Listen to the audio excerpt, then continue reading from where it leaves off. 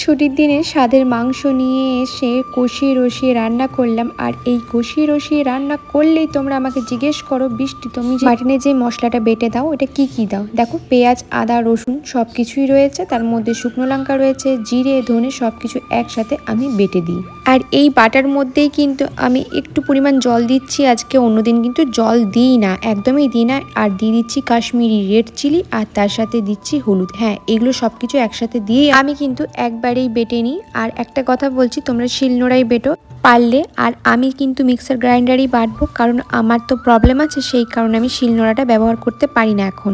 এই যে মিহি করে বেটে নিতে হবে সুন্দর করে।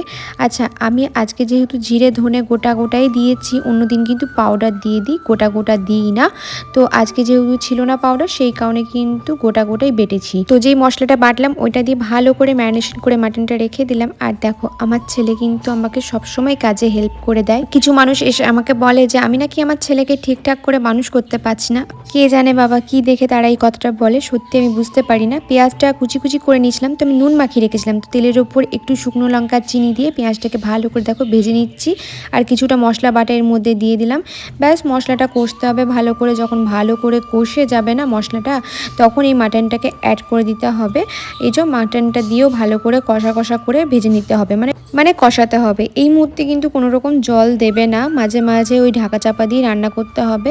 আমি দেখো এখানে ঢাকা চাপা দিয়ে রান্না করছি, আর একটু একটু করে কষে আসি। যত বেশি ভালো করে কষাবে তত সুন্দর করে কালারটা ছাড়বে। অর্ক সব ঘরের কাজগুলো করে দিয়ে এখন নিজের জামা কাপড় কিন্তু স্নান করার পর নিজেই কেচে নেয়, কারণ আমাদের ঘরে কিন্তু কোনো কাজের মেয়ে নেই বা হেল্পিং হ্যান্ড রাখা নেই, তাই আমাদের সবার জিনিস সবাই নিজেরাই করে নিই।